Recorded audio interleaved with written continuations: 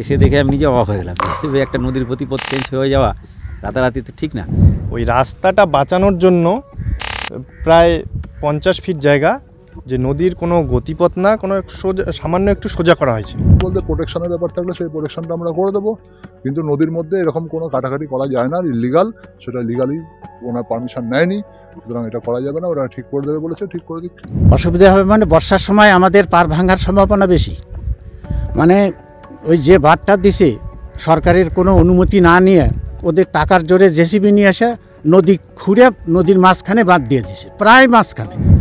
জানেন এখন নদীর গতিপথ আমরা রাস্তাটাকে বাঁচানোর জন্য আমরা তো এটা তো নিশ্চয়ই প্রধান সভাপতি ভিডিও এদের বিএলআরও অফিস কারোর সঙ্গে যোগাযোগ করেছেন। এখানে যারা স্থানীয় যা মেম্বার আছে ওনাকে বলা হয়েছে, উনি বলছেন যে ঠিক আছে, রাস্তাটা হিসেবে এটা ভালো উদ্যোগ, রাস্তাটা ইসে করো। নাম কি? এই মেম্বারের নাম হচ্ছে চিত্তরঞ্জন সরকার। তাহলে জল যাওয়ার সময় বর্ষার সময় আমাদের এর ধারগুলো ভাঙবে। এটা করার সময় আপনাদের সঙ্গে যোগাযোগ করেছিল? না, আমরা জানি না তো। না না, নদী বানানো হয় না, অ্যাকচুয়ালি আমাদের রাস্তার একটা বিশেষ সমস্যা। রাস্তার একটা যে বিশেষ সমস্যা, আপনি যদি একটু ক্যামেরাটা ঘোরান, যে ধাড়িটা যে আমরা অনেকে দুজনার পা মচকায় গেছিলো, এক গাড়িওয়ালার পা হয়ে গেছিলো। এই রাস্তাটার জন্য আমরা যে সকাল করে প্রায় 500 মিটার আনার পরে এখানে মাল লোড হয়।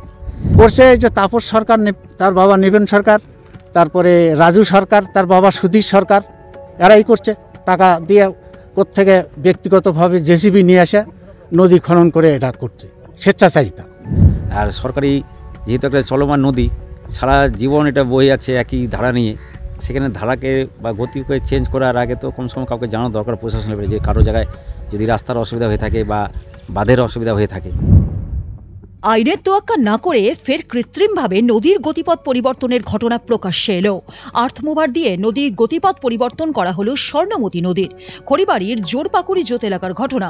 জানা গিয়েছে, সম্প্রতি নদীর পাশে থাকা নিজস্ব জমি বাঁচানোর জন্য স্থানীয় কয়েকজন কৃষক নদীর মাটি কেটে নদীর প্রায় 100 মিটার গতিপথ পরিবর্তন করেন।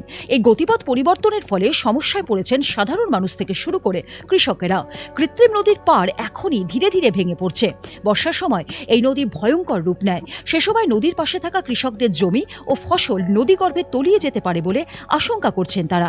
তবে কার মদতে নদীর গতিপথ পরিবর্তন করা হলো তা নিয়ে উঠছে প্রশ্ন।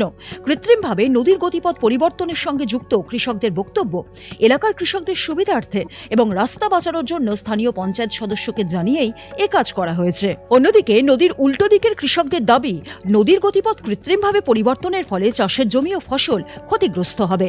স্বর্ণমতী নদীকে পুনরায় আগের অবস্থায় ফিরিয়ে আনার দাবি জানিয়েছেন তারা। খবর পেয়ে খড়িবাড়ি পানিশালী গ্রাম পঞ্চায়েত প্রধান পরিমল সিংহ, খড়িবাড়ি পঞ্চায়েত সমিতির সহসভাপতি ঘটনাস্থলে যান।